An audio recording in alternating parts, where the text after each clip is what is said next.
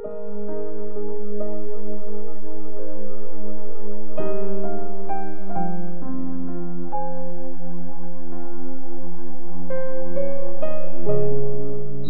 chapter 38. Ang message ng Diyos laban sa Gog. Sinabi sa akin ni Lord, "Tao, humarap ka sa Gog sa lupain ng Magog. Siya ang pinakamataas na leader sa mga bansang Meshech at Tubal. Sabihin mo sa kanya na ito ang message ni Lord God. Ikaw, Gog, ang pinakamataas na leader sa Meshech at Tubal, pero kalaban mo ako. Ipipihit kita at lalagyan ko ng hook ang mga panga mo. Ihilahin kita palayo, pati ang buong army mo, yung mga kabayo mo at mga bayo, at yung napakaraming sundalo na nakasuot ng armor at may dalang mga shield at espada. Kasama nila ang mga sundalo ng Persia, Ethiopia at Libya. May shield at helmet silang lahat. Kasama din nila ang lahat ng mga sundalo ng Gomer, ng Bet Togarma, na nasa dulong dulo ng north at ng marami pang mga bansa. Kumanda ka, i-ready mo rin ang mga sundalong kasama mo. Ikaw ang maglilid sa kanila. After na maraming taon, ipapatawag ko kayo para atakihin ang Israel, isang bansang nakabangon ulit pagkatapos girahin. Matagal nang walang nakatira doon, pero ngayon, nakabalik na ang mga Israelites mula sa mga bansang tinirahan nila. Safe silang nakatira sa bundok sa sarili nilang lupain. Sasalakay kayo na parang bagyo sa lugar na yon. Ikaw at ang army mo, pati ang taong kasama mo, para kayong ulap na tatakip sa buong lupain. Ito ang sinasabi ni Lord God sa Gog. Sa time na yon, marami kang maiisip at magpaplano ka ng masama. Sasabihin mo, sasakupin ko yung isang bansa na may mga bayan na walang pader. Nabubuhay ng payapa at safe yung mga tao doon. Wala silang mga pader. Wala ring gate o mga harang. Lulusubin mo ang city na dating sira na tinitirhan na ngayon. Sasamsamin mo ang yaman ng mga taga roon. Galing sa iba't ibang bansa ang mga tao doon. At ngayon, may mga hayop at ari-arian na. Nakatira sila sa Israel, sa gitna ng mundo. Tatanungin ka ng mga taga Sheba at Dedan ng mga negosyante sa Tarshish. Umatake ka ba para manguha ng gamit? Bumuo ka ba ng army para mapag-uwi ng mga silver, gold, mga hayop at ari-arian? At sinabi pa sa akin ni Lord God, "Tao, sabihin mo sa Gog na sa araw na namumuhay ng maayos ang bayan kong Israel, kikilos ka na. Aalis ka dyan sa lugar nyo, sa pinakadulo ng north. Ililid mo ang malaki at malakas na army ng maraming bansa. Lahat sila nakasakay sa kabayo.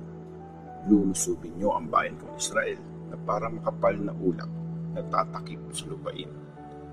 Pagdating ng time na yon, ipapalusot ko sa iyo ang lupain ko para makita ng mga bansa kung sino ako.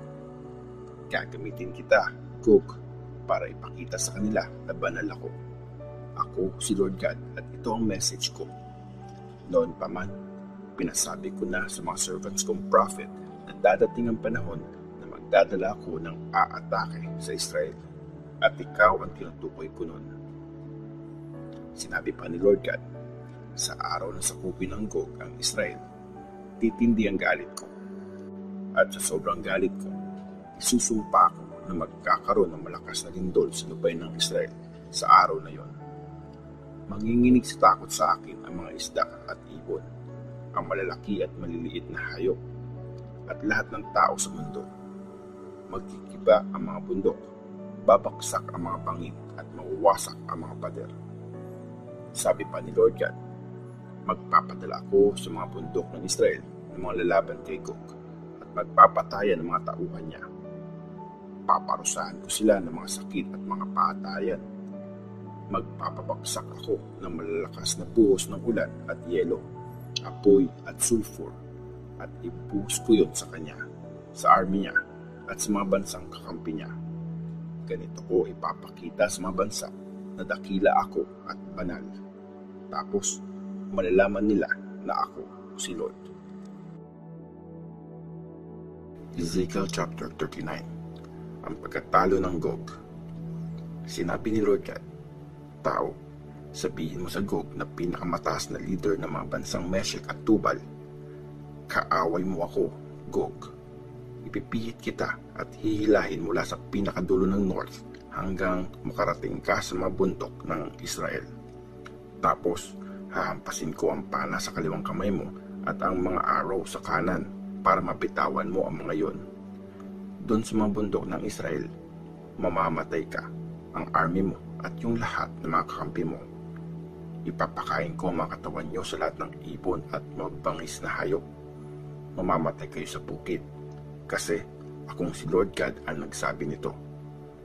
Magpapadala ako ng apoy sa lupay ng Magog at sa tabing dagat kung saan tahimik nakatira ang mga tao. At malalaman nila na ako si Lord. Ipapakilala ko sa bayan kong Israel ang banal kong pangalan at di ko nahahayaang bastusin ulit yon. Tapos, malalaman ng mga bansa na ako si Lord, ang banal na Diyos ng Israel. Sinapit pa ni Lord God, parating na ang araw na yon at mangyayari ang lahat ng sinabi ko.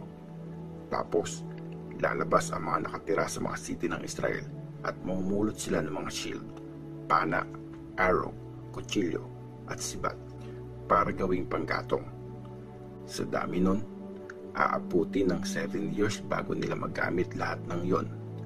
Hindi na nila kailangan manguha ng kahoy sa mga bukid o pumutol ng puno sa gubat kasi ang mga sandatang yon ang panggatong nila. Sasamsamin nila yung mga gamit ng mga taong kumuha ng mga ari-arian nila. Si Lord God ang may sabi nito. Ang libingan ni Gog. Sinabi ni Lord, sa araw na yon, bibigyan ko si Gog ng libingan sa Israel sa bandang east ng dagat, dun sa valley ng mga naglalakbay. Sobrang laki ng libingan kaya mahaharangan yung mga dadaan sa valley. Doon ililibing si Gog at ang army niya. At tatawagin ang valley na yon na Valley ng Army ni Gog. Aabuti ng 7 months ang paglilibing sa kanila ng mga Israelites para linisin ang lupain. Tutulong ang lahat sa paglilibing at i-honor sila sa araw na ito ng tagumpay ko. Akong si Lord God ang nagsasabi nito. After 7 months, pipili sila ng mga taong mag-iikot sa lupain para maghanap at maglibing ng mga natirang bangkay. Gagawin nila ito para maging malinis ang lupain. Lalagyan ng marka ang bawat kalansay na mahanap para madala yon noong mga naglilibing doon sa valley ng army ni Gog. May city na malapit doon na tinatawag na army ni Gog. Tapos nun, magiging malinis na talaga ang lupain. Sinabi pa ni Lord God sa akin, tao, tawagin mo ang lahat ng mga ibon at hayop mula sa lahat ng lugar para kainin nila ang mga handog na hinanda ko para sa kanila. Malaking handaan yon sa mga bundok ng Israel. Kakain sila doon ng mga karne at iinom ng dugo. Kakainin nila ang katawan ng mga sundalo at iinumin ang dugo ng mga leaders ng mundo. Papatayin ang lahat na parang mga lalaking tupa, batang tupa, kambing at toro. Sandahan kong yon, magpapakabusog ang mga hayop sa karne at iinom ng dugo hanggang gusto nila. Sa mesa ko, mabubusog sila sa mga kabayo at mga ngabayo, sa mga sundalo at iba't ibang klase ng warrior.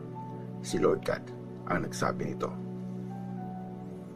Ibabalik sa dati ang Israel.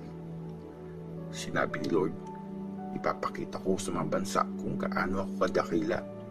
Makikita nila ang lakas ko at kung paano ako magbigay ng patas na hatol. Simula sa time na yon, makikilala ng mga Israelites na akong si Lord ang Diyos nila. Tapos, malalaman ng mga bansa na pinatapon ang mga Israelites dahil sa kasalanan nila. Nagtraidor sila sa akin kaya tinalikuran ko sila. Hinayaan ko silang matalo at mapatay sa gera. Marurumi sila at masasama ang ginagawa kaya tinalikuran ko sila at binigyan ng parusa na deserve nila.